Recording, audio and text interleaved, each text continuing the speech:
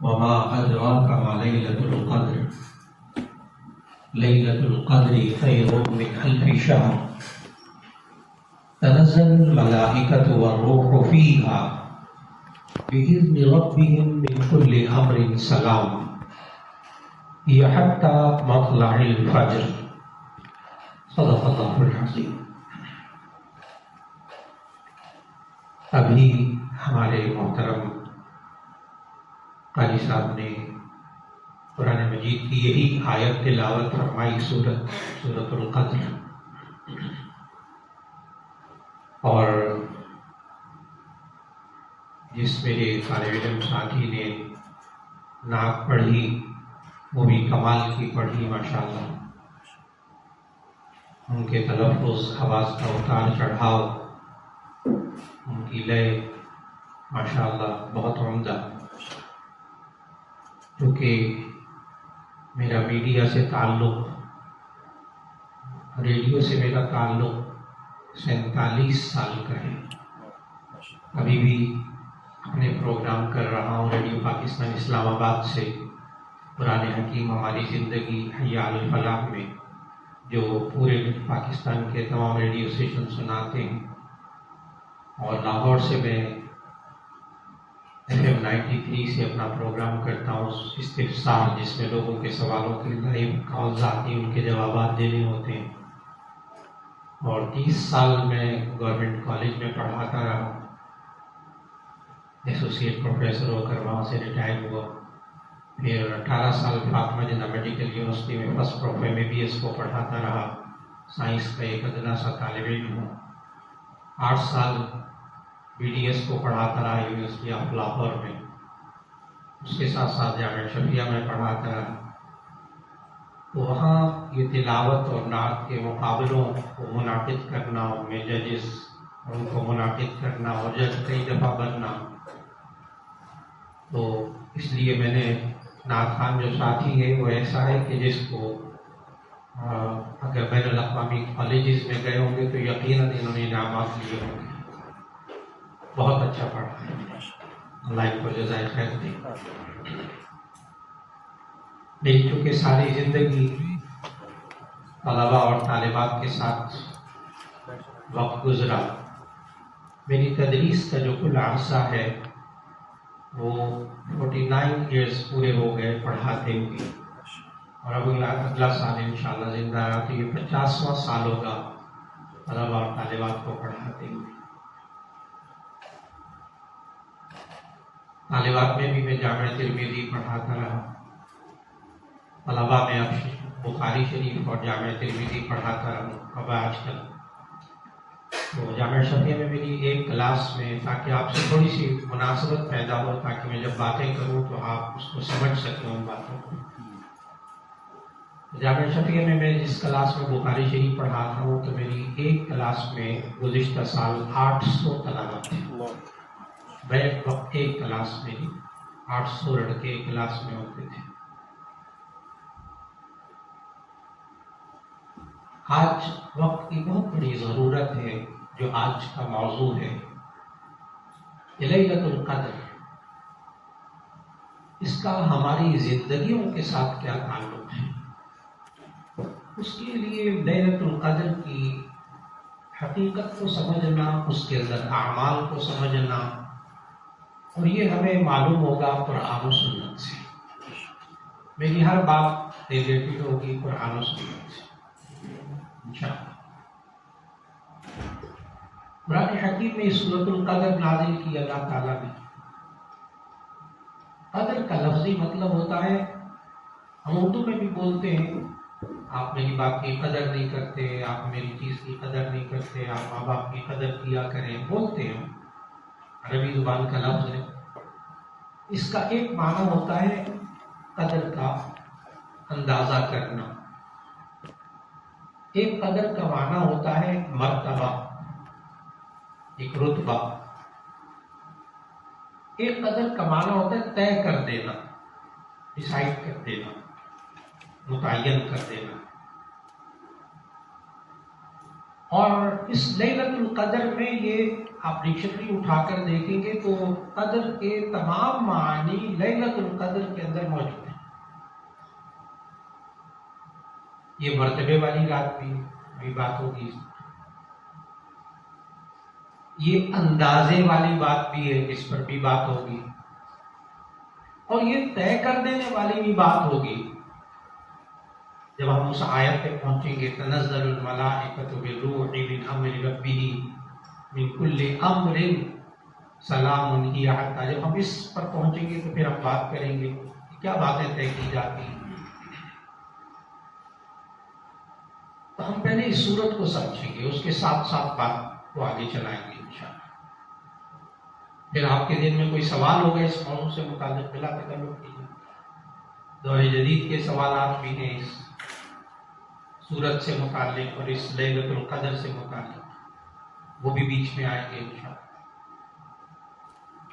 تو اللہ تعالیٰ نے سورت کا آغاز اس طرح فرمایا، انا انزلناہ فی لیلۃ القدر، بے شک ہم نے اس قرآن مجید کو شب قدر میں اتارا۔ آپ کے دل میں فوراً ایک سوال آئے گا کہ جی ہم نے تو پڑھا تھا کہ یہ 23 سال کے عرصے میں نازل ہوتا رہا، تو یہ ایک رات میں نازل ہونے کا کیا مطلب؟ اور 23 سال کی بھی آپ کو پوری ڈیٹیل معلوم ہوگی، مطالعہ آپ کا بہت اچھا۔ یہ قرآن مجید تو 22 سال 2 مہینے 22 دن میں نازل ہوتا رہا۔ پھر انا انزلناہ فی لیلۃ القدر کا کیا مطلب ہوگا کہ اس کو ہم نے شب قدر میں اتارا؟ تمام مفسرین نے لکھا احادیث کی روشنی میں کہ اللہ تعالیٰ نے لوح محفوظ سے آسمان دنیا پہ قرآن مجید اتارا شب قدر، ایک دم انا انزلناہ فی لیلۃ القدر، اور پھر آسمان دنیا سے نبی صلی اللہ علیہ وسلم پر یہ نازل ہوتا رہا 22 سال 2 مہینے 22 دن میں، تقریباً 23 سال۔ چنانچہ اب وہ اشکال حل ہو جاتا ہے کہ ایک رات میں نازل ہوا یا 23 سال، جواب دو نزول الگ الگ۔ اور اللہ تعالیٰ نے قرآن مجید میں عربی زبان کی تھوڑی سی باریکی بتانے لگا کہ عربی زبان میں یہ جو باب ہوتے ہیں، صیغے باب، ہر باب کا ایک الگ مزاج ہے، الگ اس کی خاصیت ہوتی ہے۔ یہ ایک باب ہے نزلہ، اترنا، ایک ہے انزلہ ینزل انزالا، اتارنا، اور ایک ہے نزلہ ینزل تنزیلا، باب تفعیل، اتارنا۔ جن کو تھوڑی سی گرامر آتی ہوگی عربی کی تو فوراً سمجھ جائیں گے، لیکن میں جب آخر میں پہنچوں گا تو ہر ایک کو سمجھ میں آ جائے گا۔ انزلہ ینزل انزالا کا معنی ہوتا ہے ایک دم اتارے، اور نزلہ ینزل تنزیلا کا معنی درجہ بدرجہ، اسٹیپ بائی اسٹیپ اس کو اتارنا۔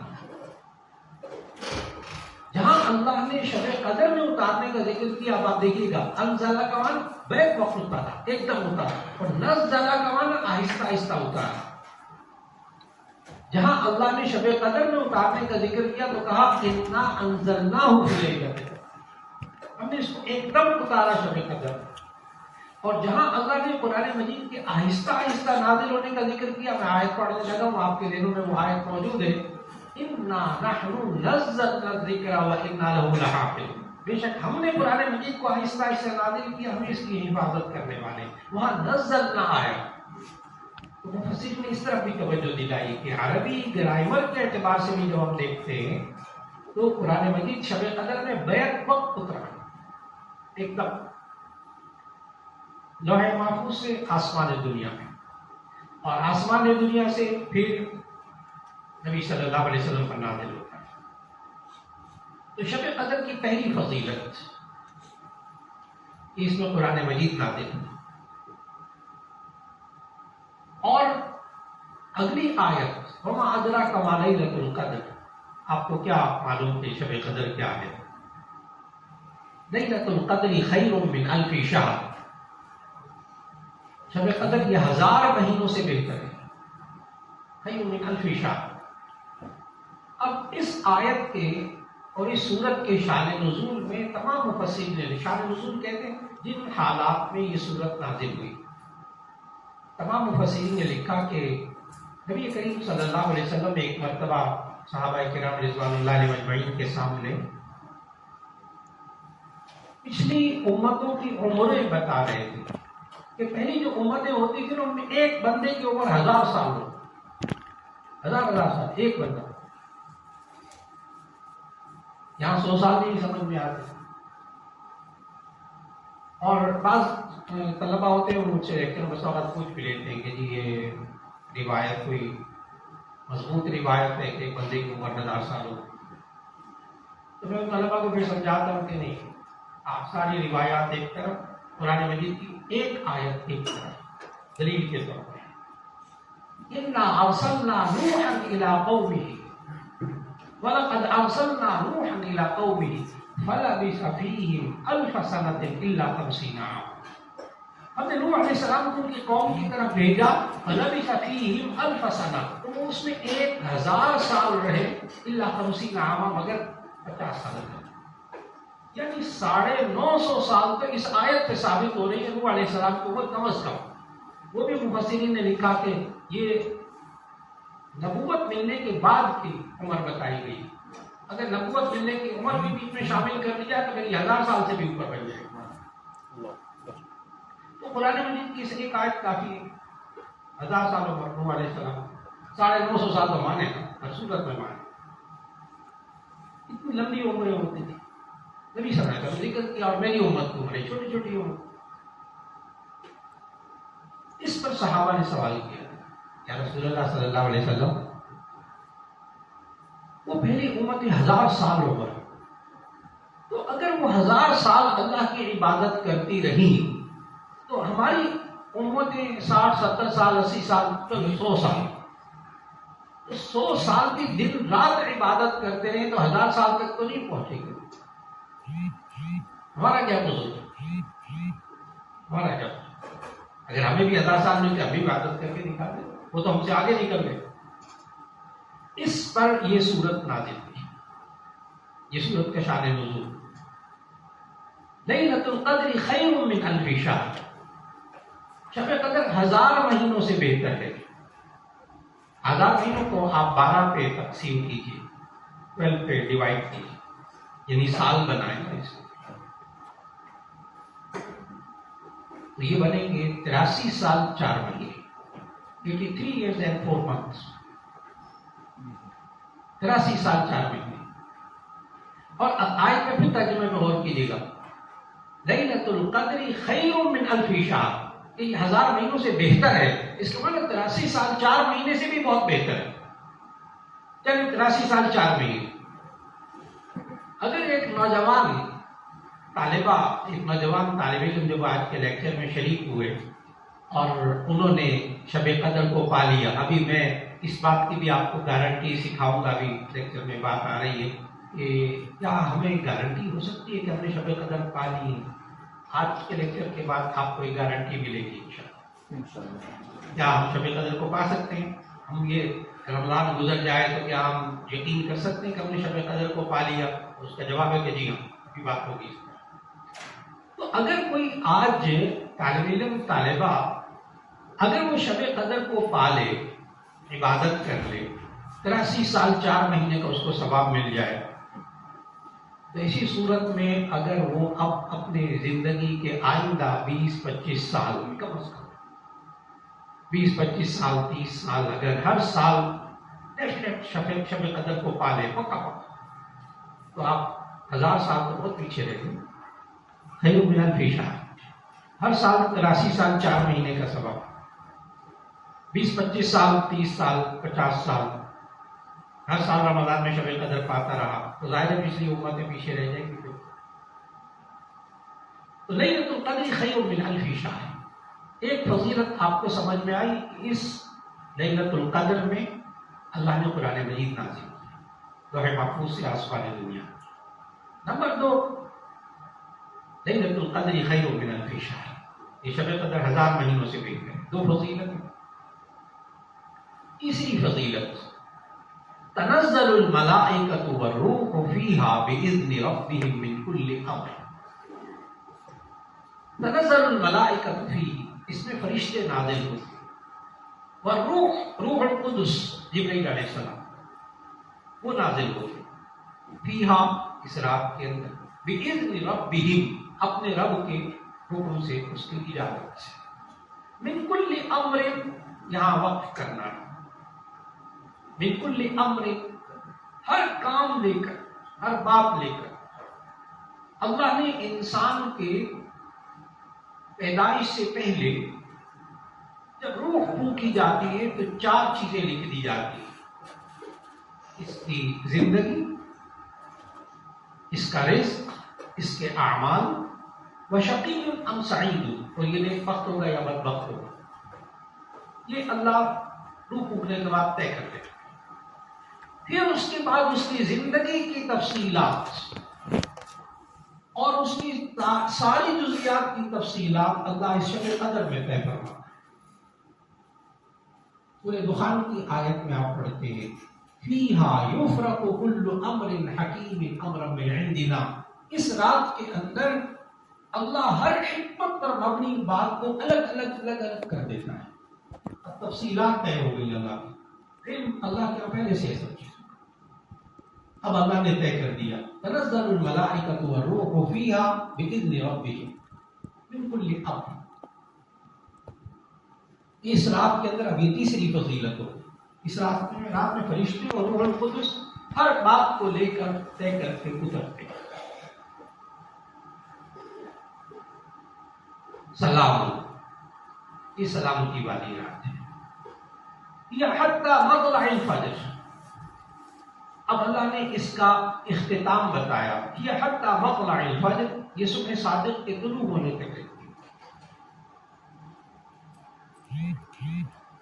یہاں سے آپ کو ایک اور بات بھی سمجھنی ہوگی کہ دین اسلام کے احکام کے مطابق رات کا آغاز کب ہوتا ہے رات ختم کب ہوتا ہے رات کا آغاز سورج غروب ہونے کے فوراً بعد اس پوائنٹ کو آپ نے ذہن میں رکھنا ہے کیونکہ اس پر میں نے ایک اور بات کرنی ہے رات کب شروع ہوتی ہے کب ختم ہوتی ہے بڑی اہم بات ہے یہ عوام کے ذہنوں میں نہیں ہے بڑی اہم بات ہے کیوں وہاں میں بھی پتہ چلے رات شروع کب ہوتی ہے جب سورج غروب ہو جاتا ہے سورج غروب ہونا کس کو کہتے ہیں جب سورج کا گول جسم گول ٹکیا نظر سے اوجھل ہوتی ہے تو ہم کہتے ہیں سورج غروب ہو گیا اور رات ختم کب ہوتی ہے یہ حتی مطلع الفجر جب صبح صادق شروع ہوتی ہے جب سحری کا وقت ختم ہوتا ہے سحری کا وقت ختم ہوتا ہے وہ صبح صادق ہوتی ہے اذان ہوتی ہے فجر کی اب یہ اللہ کے نزدیک دن شروع ہو گیا لیل ختم ہو گیا ہمارے عام تصور ہے سورج نکلنے پہ عوام میں سورج نکلے تو دن ہوتا ہے سورج غروب ہو جائے تو رات ہو جاتی ہے لیکن قرآن حکیم کے اندر اللہ ہمیں بتاتا ہے یہ حتی مطلع الفجر ایک دلیل تو یہ یاد رکھیے گا کہ صبح صادق کب تک ہوتی ہے رات کب تک رہتی ہے صبح صادق تک دوسری دلیل جب آپ سورۃ البقرہ کی آیت 187 کی تلاوت کرتے ہیں نا وَكُلُوا وَاشْرَبُوا حَتَّى يَتَبَيَّنَ لَكُمُ الْخَيْطُ الْأَبْيَضُ مِنَ الْخَيْطِ الْأَسْوَدِ مِنَ الْفَجْرِ ثُمَّ أَتِمُّوا الصِّيَامَ إِلَى اللَّيْلِ تم کھاؤ پیو اور سے ترجمہ سنیے گا کلوا واشربوا تم کھاؤ پیو حتى يتبين لكم الخيط الابيض من الخيط الاسود من الفجر یہاں تک کہ سیاہ دھاری سفید دھاری سے جدا ہو جائے یعنی صبح صادق ہو جائے ثم اتموا الصيام الى الليل پھر تم روزوں کو پورا کرو رات تک معلوم ہوا صبح صادق تک رات تھی وہ ختم ہو گئی اب دن ہے اب آپ اس کے مطابق پورا روزہ کریں پتہ اگر صبح صادق سے لے کے سورج طلوع ہونے تک یہ رات ہوتی تو سب باتیں وہ سیاہ میں لے کر تو مطلب نہ رہتا تم روزوں کو پورا کرو رات تک معلوم صبح شروع ہو تو ایسی صورت کے اندر ہمیں یہ بھی معلوم ہوا کہ شب قدر کب شروع ہوتی ہے جو عام بات جس طرف میں یہ غروب اور طلوع پہ کیوں جا رہا تھا بہت سارے ساتھی میرے روزہ افطار کر لیا مغرب پڑھ لی پھر اس کے بعد جناب عشاء بھی پڑھ لی تراویح بھی پڑھ لی وتر بھی پڑھ لیے وطروں کے بعد کہتے ہیں آج تاخرات ہے عبادت تاخرات ہے تو شب قدر سے میں عبادت کروں گا تھوڑی سی تو ان سے میں بڑے ادب سے عرض کرتا ہوں کہ آپ شب قدر کی عبادت میں سے کر چکے ہیں اطلاع عرض اس لیے کہ اب آپ نے فوراً سمجھا شب کب شروع ہوتی، لیل کب شروع ہوتی، سورج غروب ہونے کے بعد. تو انہوں نے جو مغرب کی نماز پڑھی وہ بھی کب پڑھی؟ شب قدر. انہوں نے جو عشاء کی نماز پڑھی وہ بھی کب پڑھی؟ شب قدر. انہوں نے تراویح پڑھی وہ بھی کب؟ شب قدر. اور وہ بھی سمجھ رہے ہیں کہ شب قدر میں عبادت نہیں کی. اللہ. اب آپ نے اس اپنے سوچ کو نا بالکل کلیئر کرنا ہے. میری باتیں بتا رہے ہیں، اس میں کوئی اختلاف نہیں، تمام مفسرین کے نزدیک طے شدہ باتیں، لیکن عوام میں نہیں ہے یہ بات. عوام نے رات کو عبادت کرنی، تراویح وغیرہ پڑھنے کے بعد شب قدر دعائیں اس وقت مانگنی. حالانکہ یہ سورج غروب ہونے کے بعد شروع ہو گئی، جتنی دعائیں مانگی آپ نے شب قدر میں مانگی. آپ کو ایک تو لیلۃ القدر کی فضیلت 4 چیزیں قرآن مجید سے ثابت. نمبر 1 نزول قرآن، نمبر 2 خیر من الف شہر، 1000 مہینوں سے بہتر. اور 1000 مہینوں کا بھی میں نے بیک گراؤنڈ آپ کو بتایا، کیوں کچھ شان نزول بتایا. نمبر 3 تنزل الملائکۃ والروح فیہا بإذن ربہم، اس میں فرشتے نازل ہوتے ہیں اپنے رب کے حکم سے ہر بات کو لے کر. اس میں تفصیلات طے ہوتی ہیں. اب آپ کو قدر کا مطلب سمجھ میں آئے، طے کر دینا، اندازہ کر دینا، فرض کر لینا، یہ سب قدر کے معنی. اور یہ سارے لیلۃ القدر میں مراد ہے. چوتھی فضیلت سلام ہی حتی مطلع الفجر، یہ سلامتی والی رات یہ صبح صادق کے طلوع ہونے تک رہتی ہے. اب سوال یہ ہے کہ اس شب قدر کو ہم کب پائیں، کیسے پائیں؟ اس کے لیے نبی صلی اللہ علیہ وسلم سے سوال کیا گیا، یا رسول اللہ صلی اللہ علیہ وسلم ہم شب قدر کو کیسے پا سکتے ہیں؟ تو بخاری شریف کی حدیث ہے، تحروا لیلۃ القدر فی اواخر العشر من رمضان، کہ رمضان کے آخری عشرے کی طاق راتوں کے اندر تم اس کو تلاش کرو. طاق سمجھتے ہیں آپ کو، 2 سے ڈیوائڈ نہیں ہوتا. 21 23 25 27 29 5 راتیں ہوں، ان میں آپ تلاش کی. اس بخاری شریف کی اس حدیث کو ذہن میں رکھیے. 21 23 25 27 29 اس کے بغیر ہو نہیں سکتی شب قدر. تو اگر آپ ان 5 راتوں میں عبادت کرتے رہے تو لازماً آپ نے شب قدر کو پا لیا.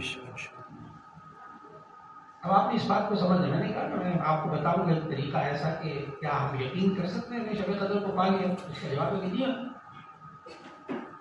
آپ ان 5 راتوں میں عبادت کر لیجیے، یقین کریں کہ آپ نے شب قدر کی عبادت کو پا لیا. اب شب قدر کی عبادت میں کیا کریں؟ آپ نے فرض نماز پڑھی ہے، یہ بھی شب قدر کی عبادت ہے، مغرب کی اور عشاء. آپ نے تراویح سنت موقع ادا کی، یہ بھی اس میں شامل ہے. آپ نے نوافل پڑھے، سنتیں پڑھے، وہ بھی شامل ہے. آپ قرآن مجید کی تلاوت کر لیجیے کہ اس رات میں قرآن مجید نازل ہوئی. آپ اس رات کے اندر توبہ اور استغفار کر لیجیے. آپ اس رات کے اندر اور کچھ نہیں تو آپ اللہ تعالیٰ کا ذکر کر لیجیے، تسبیحات پڑھ لیجیے، کوئی خیر کے کام کر لیجیے، وہ سارے اس کے اندر شامل. اور سب سے اہم چیز اس شب قدر کی دعائیں. دعا کریں اس میں، اللہ دعائیں قبول کرے گا. حضرت عائشہ رضی اللہ عنہا نے سوال کیا تھا کہ یا رسول اللہ صلی اللہ علیہ وسلم اگر میں شب قدر کو پالوں تو کیا مانگوں؟ تو یہاں بہت سے محدثین سوال کرتے ہیں، بہت سے طلباء نے بھی مجھ سے سوال کیا، حضرت عائشہ رضی اللہ عنہا نے یہ کیا کہا ہے، اگر میں شب قدر کو پا لوں تو کیا دعا مانگوں؟ تو حضرت عائشہ کو کیسے معلوم ہوگا کہ شب قدر کیا ہے؟ وہ میں نے ٹیکنیک آپ کو بھی بتایا کہ آپ ہر 5 رات میں عبادت کریں گے تو شب قدر کو پا لیا. یعنی میں 5 راتوں کو بھی کیا دعا مانگوں گا. حضرت نبی صلی اللہ علیہ وسلم نے حضرت عائشہ رضی اللہ عنہا کو دعا سکھائی، خاص دعا. وہ دعا ساری یہ نا اسی دعاؤں کو کہتے ہیں جامع دعائیں، جس کے اندر سب کچھ آ جاتا ہے.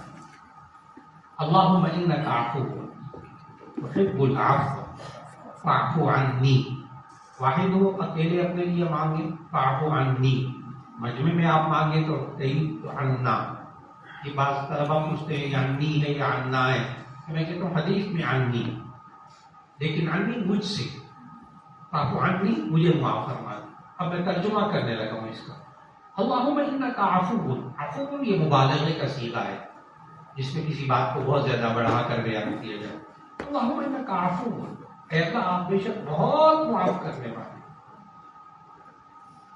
تو تحب العفو، آپ معافی کو پسند کرتے. فاعف عنی، مجھے معاف کر. میں نے اس دعا کو جامع دعا کیوں کہا؟ اس لیے کہ جب انسان اپنے سارے گناہوں کی معافی مانگ لے اور اللہ معاف کر دے تو انسان کی ساری زندگی بن گئی، آخرت بھی بن گئی. اس لیے جامع دعا ہے. اللہ سب گناہوں کو معاف کر دے بس ٹھیک ہو گیا، دنیا بھی بن گئی، آخرت بھی بن گئی. ایک تو نبی صلی اللہ علیہ وسلم نے خود دعا سکھائی، لیکن اس دعا کی حقیقت کو تھوڑا سا سمجھیے گا. ہم بس اوقات دعائیں مانگتے ہیں کہ اللہ میں آپ کو اس کو تھوڑا سا سمجھانے لگا ہوں، اس پر توجہ دیجیے، دوبارہ ترجمہ کروں گا.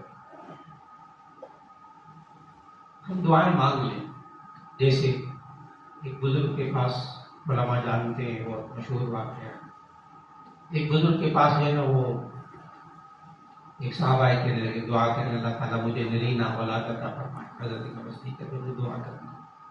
پھر کچھ وقت گزرا، پھر آئے، پھر حضرت دعا کرے اللہ نرینہ اولاد عطا فرمائے. کئی سال تک آتے تھے کہ حضرت آخر ایک دفعہ پوچھ لیا بھائی آپ کی شادی کو کتنا عرصہ ہو گیا جب آپ کے اولاد ہے؟ حضرت کبھی شادی نہیں ہوئی. خاص بات کی طرف توجہ دلائیے. یہ تو میں ہوں. نرینہ اولاد کے لیے دعا کروا رہا ہے، اللہ ابھی شادی نہیں ہوئی، 5-6 سال بزرگوں کے پاس جا رہا ہے دعائیں کرنے. اب میں آ رہا ہوں دعا کی طرف.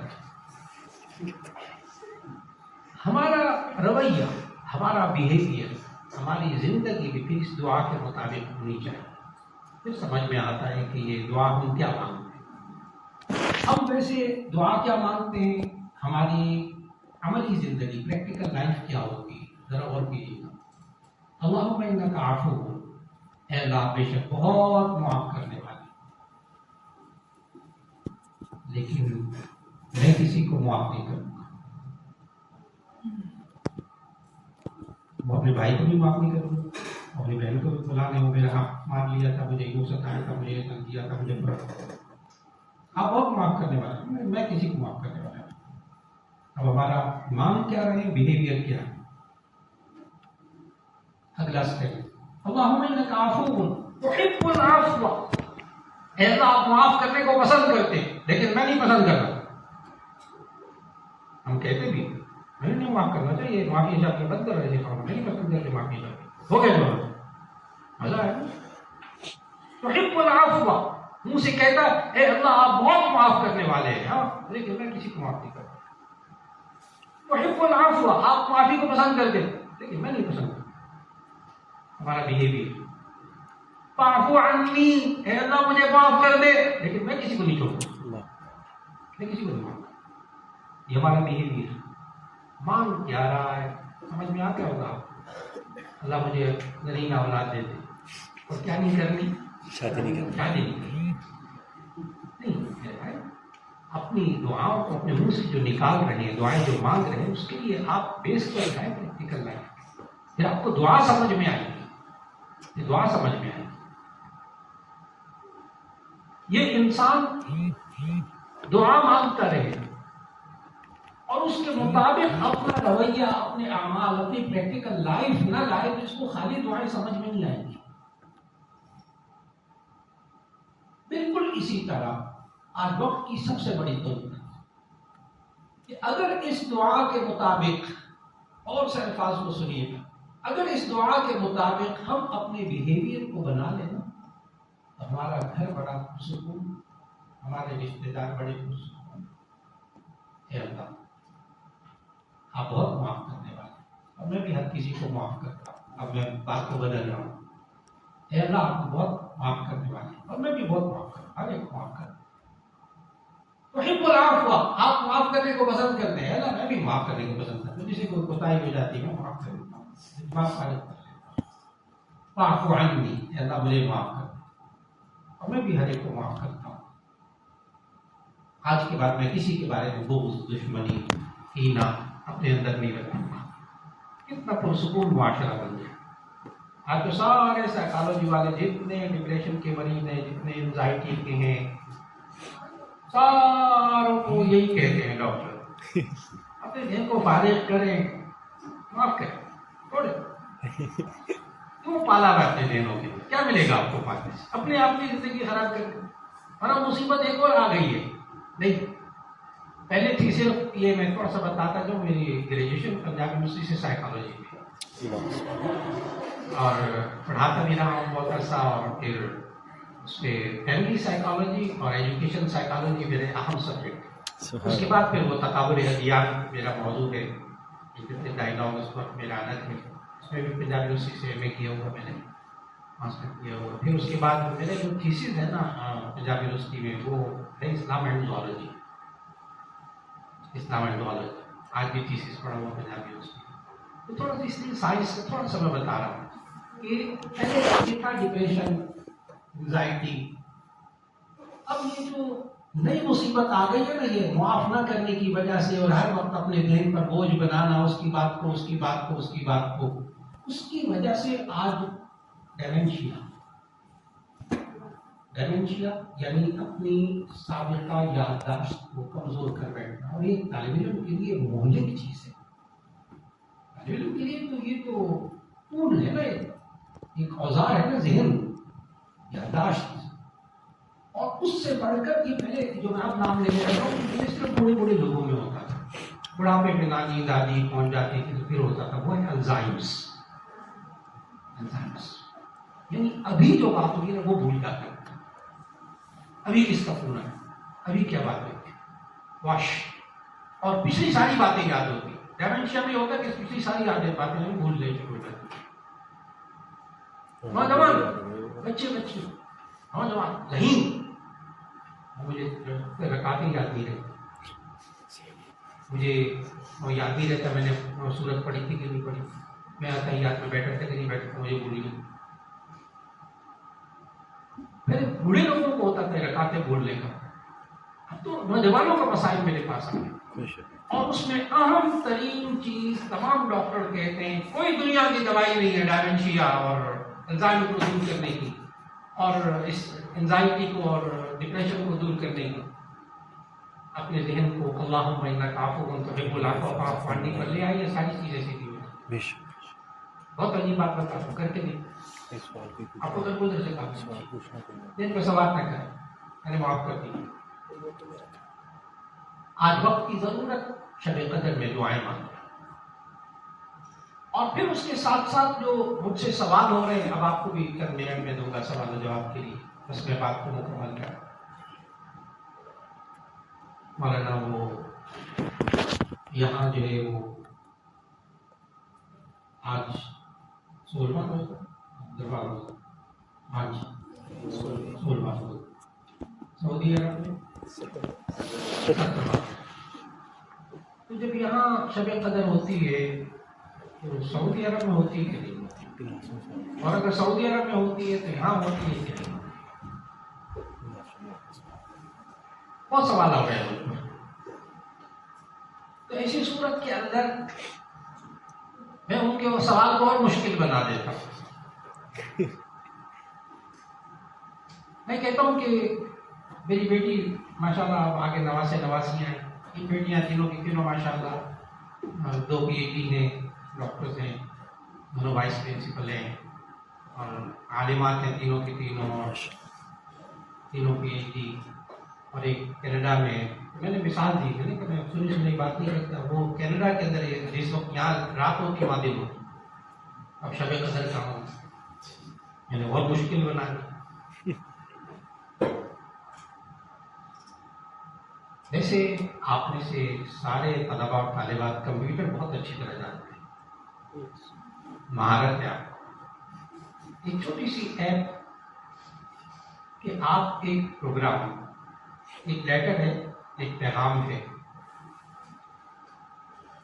آپ اس کو فیڈ کر دیتے ہیں اور فیڈ کر کے کہتے ہیں کہ فلاں ملک میں فلاں وقت میں یہ پیغام، یہ میسج ڈلیور ہو جانا چاہیے. یہ آپ کمانڈ دیتے ہیں. آسان سی بات بتاؤں، مختلف لوگوں کی برتھ ڈے، جائز ہے ناجائز ہے وہ برتھ ڈے اس ایپ میں ڈال دیں، بس آپ کو نہیں یاد ہوگا لیکن وہ اس کو مبارکباد کا پیغام پہنچ جائے گا اس ڈیٹ میں. معلوم آپ کو ہے سادہ بہت سادہ سا ہے. ہم لوگوں نے پلاسٹک اور لوہے کا ایک چھوٹا سا ڈبہ، آپ کے کئی علاقے کمپیوٹر کو میں پلاسٹک لوہے کا ڈبہ کہہ رہا ہوں، ناراض نہ ہو. کمپیوٹر لیپ ٹاپ، اب تو اور دنیا بہت آگے آ گئی. آپ کا موبائل، اب تو لیپ ٹاپ بھی پتا، اب تو موبائل میں سب چیزیں موجود ہیں. آپ اس ایپ کے اندر کوئی پیغام اگر ڈالنا چاہیں کہ جس ملک میں، جس رات میں، جہاں جہاں فلاں وقت میں، فلاں دن، فلاں رات میں، یہ فلاں سال میں یہ پیغام پہنچنا چاہیے، تو آپ نے اپنی عقل سے، یعنی انسان نے اپنی عقل سے ایک پلاسٹک اور لوہے کا ڈبہ ایسا بنایا، چھوٹا سا موبائل، 8-10 لاکھ کا جو موبائل ہے میں اس کو ڈبی کہہ رہا ہوں، پلاسٹک، اس کے بھی ناراض نہیں ہونا. تو انسان نے ایک پلاسٹک اور لوہے کی ڈبی بنا لی ہے، یہ موبائل کمپیوٹر. اس کے ذریعے وہ یہ انسان جب چاہے وہ ایک خاص پیغام مقررہ ڈیٹ پہ اتار دے. انسان تو قادر ہے، یہ اللہ کیسے کرے گا کہ اگر سعودی عرب میں پاک رات ہوئی تو وہاں کیسے شب قدر ہوگی، کہ پاکستان میں اگر پاک رات ہوگی تو شب قدر کیسے ہوگی، کینیڈا میں تو دن ہوتا ہے اس وقت جب رات ہوگی تو اللہ کیسے کرے گا. میرا خیال ہے سمجھ میں آ گیا ہوگا. یعنی انسان نے یہ کام کر لیا، اللہ کیسے کرے گا یہ سمجھ میں نہیں آ رہا. بہت عجیب بات. جہاں جہاں جس ملک کے اندر چاند کے اعتبار سے تاک رات ہوگی، اللہ اسی رات کو شب قدر اس ملک، اس علاقے والوں کے لیے بنائے گا. اللہ اکبر. یہ کوئی زیادہ مشکل مسئلہ نہیں ہے. ایک آیت پڑھ دو، اگر ایک آیت کے ترجمے پر ایمان ہو نا تو یہ سارے سوال واش دل جاتے ہیں. بالکل ان اللہ علی کل شیء قدیر، بے شک. ان اللہ علی کل شیء قدیر. بے شک اللہ تعالیٰ ہر چیز پر قدرت رکھتا ہے. اللہ نے کہا نا میں شب قدر میں تمہیں یہ ساری فضیلتیں دوں گا، تو ٹھیک ہے، جہاں جہاں شب قدر ہوگی وہ اللہ نازل کر دے گا وہ فضائل. آج کی نشست میں جو باتیں ہم نے شب قدر کے بارے میں سنی، شب قدر کا مطلب، شب قدر کی فضیلت، 4 فضیلتیں قرآن مجید میں سے. اور پھر یہ شب قدر ہم کیسے تلاش کریں؟ آخری عشرے کی رات میں ہم اپنے اپنے ملک کے حساب سے، اللہ انشاءاللہ وہ برکت عطا فرمائے، ہم دعائیں مانگے، اللہ تعالیٰ دعائیں قبول کرے گا. بہت سے ممکن ہے دعائیں اس لیے نہیں مانگتے کہ ہم نے اللہ سے بہت مانگا، پتہ نہیں اللہ کس کو دیتا ہے. ہمیں یہ جملے ہیں مسلمان نوجوانوں کے. اللہ. جس نوجوان کے ذہن میں یہ والی بات آ جائے نا کہ میں نے اللہ سے بہت کچھ مانگا نہیں ملا، تو جو چیزیں اللہ نے اس کو بغیر مانگے دی وہ لے لیں. اس کے بارے میں اللہ نے قرآن میں چیلنج کیا ہے، ان تعدوا نعمت اللہ لا تحصوها. اگر تم اللہ کی نعمتوں کو شمار کرنے لوگوں کو شمار نہیں کر سکتے.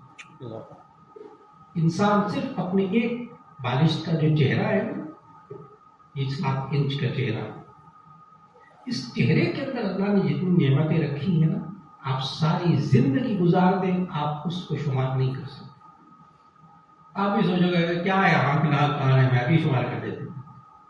جناب آئی سرجن لاہور کے بہت بڑے بڑے آئی سرجن، ظاہر ہے عوام میں تو نہیں کہتے، جب ہم بیٹھتے ہیں باتیں کرتے ہیں تو اس وقت مجھے اپنے سامنے ہونا بہت بڑا آئی سرجن، اس کو بھی تمغہ پاکستان میں ملا.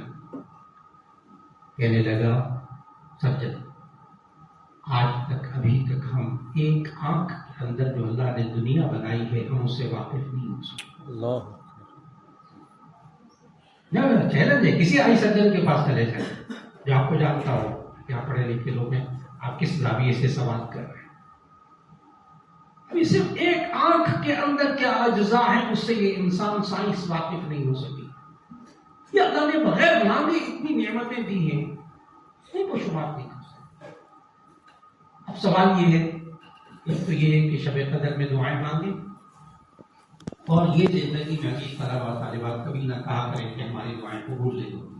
اس سے نبی صلی اللہ علیہ وسلم نے منع کیا ایک حدیث کے اندر کہ صحابہ سے کہا کہ بہت سے لوگ ہیں جو جلد بازی میں اپنی دعاؤں کو ضائع کر دیتے ہیں. اب میں لیلۃ شب قدر میں دعاؤں کا فلسفہ تو مختصر سا بہت سے لوگ نہیں مانگتے, وقت گزر جاتا ہے, کیوں مانگے, اللہ ہمیں تو نہیں دیتا. اس کا جواب دینے لگا کہ ہم جو دعائیں مانگتے ہیں وہ قبول نہیں ہوتی. یہ جملہ نہیں بولنا چاہیے. کیوں؟ نبی صلی اللہ علیہ وسلم نے فرمایا بہت سے لوگ جلد بازی میں اپنی دعاؤں کو ضائع کر دیتے ہیں. صحابہ نے پوچھا جلد بازی کیا؟ العجلہ, جلد بازی کیا؟ نبی صلی اللہ علیہ وسلم نے فرمایا کہ بہت سے لوگ دعائیں مانگتے پھر بعد میں کہتے ہیں ہماری دعائیں قبول نہیں ہوتی. تو یہ نہیں کہنا چاہیے ہماری دعائیں قبول نہیں ہوتی. اب آپ طالب علم ہیں, تیز ذہن رکھتے ہیں, آپ فوراً کہیں گے ایک طرف دعائیں قبول نہیں ہوتی مولانا صاحب, ایک طرف یہ بھی پابندی لگا دی, یہ بھی نہیں کہنا کہ دعائیں قبول نہیں ہوتی. بڑی عجیب بات ہے. اس کی وجہ کہ ہمارے پڑھے لکھے طلباء طالبات میں بھی دعاؤں کی قبولیت کا جو تصور ہے نا وہ واضح نہیں ہے. اس لیے آپ جب یہ تصور ذہن میں رکھیں گے نا پھر آپ کے اندر شوق پیدا ہوگا کہ آپ شب قدر میں بھی دعائیں خوب مانگیں. دعاؤں کی قبولیت کی 4 صورتیں قرآن و سنت سے. نمبر 1, اللہ سے جو مانگے اللہ وہی دے دے. عام طور پر ہم اسے قبولیت دیں, وہ 3 باقی نہیں ذہن میں ہوتی. نمبر 1, جو مانگے اللہ وہی دے دے. بہت دفعہ. نمبر 2, اللہ وہ چیز نہ دے نعم البدل دے دے. نعم البدل دے دے. کیوں نعم البدل دیتا, وہ کیوں نہیں دیتا؟ اس لیے اللہ کو پتہ ہے اس کے لیے ٹھیک نہیں ہے. یہ جو مانگ رہا ہے نا اس میں ٹھیک نہیں ہے, اس کو نعم البدل دے دے. اور بہت دفعہ ہوتا ہے.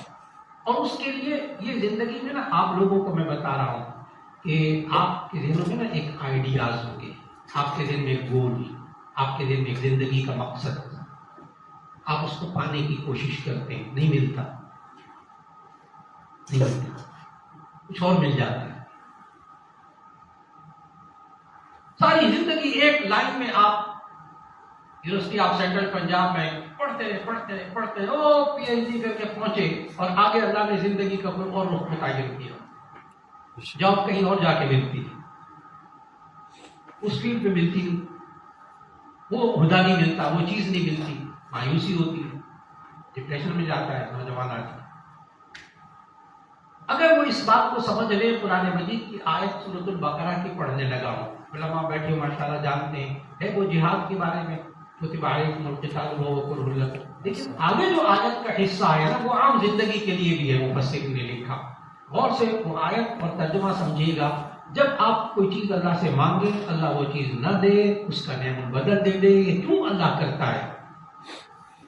عسى ان تكرهوا شيئا وهو خير لكم وعسى ان تحبوا شيئا وهو شر لكم والله يعلم وانتم لا تعلمون. ترجمہ کرنے لگا, عسى ان تكرهوا شيئا وهو خير لكم, ہو سکتا ہے آپ کسی چیز کو ناپسند کرتے ہو اور وہ آپ کے لیے اس میں خیر ہو. وعسى ان تحبوا شيئا, اور ہو سکتا ہے آپ کسی چیز کو پسند کرتے ہو, وهو شر لكم, وہ آپ کے لیے بری ہو. والله يعلم وانتم لا تعلمون, اللہ جانتا ہے آپ نہیں جانتے. بے شک. ناراض نہیں ہونا, حقیقت کی دنیا میں گراؤنڈ ریئلٹیز کو ذہن میں رکھنا ہے, زمینی حقائق کو ذہن میں رکھنا. میں نے فلاں سے شادی کر دی, لڑکی کے ذہن میں آ گئے فلاں سے شادی, لڑکے کے ذہن میں میں نے فلاں سے شادی کر دی, نہیں ہوتا, آگے ڈپریشن, مایوسی, انزائٹی, خود خوشی, تین اور ہو جاتی شادی. جب وہ کہیں چاہتا تھا شادی ہو, میں زمینی حقائق پر رکھ کر بات کرنا چاہتا ہوں. وہاں جہاں چاہتا تھا وہاں شادی نہیں ہوئی, لڑکی کی لڑکی کی, کہیں اور ہو گئی. کچھ عرصے کے بعد وہ اس رشتے کے بارے میں باتیں سامنے آتی, پتہ بنتا کیا کہتے ہیں, بس یہ اللہ نے ہمیں بچا لیا, بڑا مسئلہ ہو جاتا, شکر ہے میری ماں شادی ہوئی, اب اس کو سمجھ میں آئے. بہت دفعہ انسان کوئی پلاٹ کوئی گھر خریدنے کی کوشش کرتا ہے, یہ میں گھر خرید لوں, پلاٹ خرید لوں, بہت کوشش کرتا ہے, پھر کہتے ہیں یا اللہ یہی تو مانگا تھا کارنر کا پلاٹ, نہیں ملا مجھے. ہاں, اور یہی گھر میں نے کتنی کوششیں کی ہیں کہ گھر خرید لوں, نہیں ملتا مجھے. نہیں ملا اس کو، کوئی اور گھر لے لیا اس نے. پھر کچھ عرصے کے بعد نا وہ انسان کو پتہ لگتا ہے وہ جو گھر تھا نا اس کی تو پتہ نہیں 4-5 رجسٹریاں ہو چکی تھی، شکر ہے میں بچ گئی. تو بات سمجھ میں آتا ہے بندے کو، آسان تک رہو آسان تو ہے پوچھے محبت. اللہ سے مانگی، کوشش بھی کیجیے، نہ ملے سمجھے کہ اللہ اسی میں میرے لیے خیر ہے. اگر یہ بات ذہن میں رکھے تو کوئی بندہ ڈپریشن میں نہیں جاتا. اس بات پر ایمان ہو، یقین ہو، وہ کبھی انزائٹی بے چینی میں نہیں جائے گا اگر اس عادت پر یقین. ٹھیک ہے میں نے کوشش کر لی، میں نے محنت کی، لیکن مجھے وہ مقصد نہیں ملا، اس میں خیر. بس جب بندہ یہ سمجھے کہ آسان تک رہو شیئر وہ خیر لکم وآسان تحبوا، اس سوچ کو رکھ کر دعائیں مانگے. 2 باتیں ہو گئی جی. اللہ سے جو مانگے اللہ وہی دے دے. نمبر 2 اللہ سے وہ مانگے اللہ وہ چیز تو نہ دے، نعمت بدل دے دے. نمبر 3 ہم اللہ سے دعا مانگے اللہ نہ وہ چیز دے نہ نعمت بدل دے تو اللہ اس کے بدلے میں گناہ معاف کر دے. انسان کی آرزو کو پورا نہ کر کے، دعا کو پورا نہ کر کے اللہ کیا کرتا ہے؟ اس کے گناہ معاف. یہ دوسری صورت ایک نعمت بدل دینا.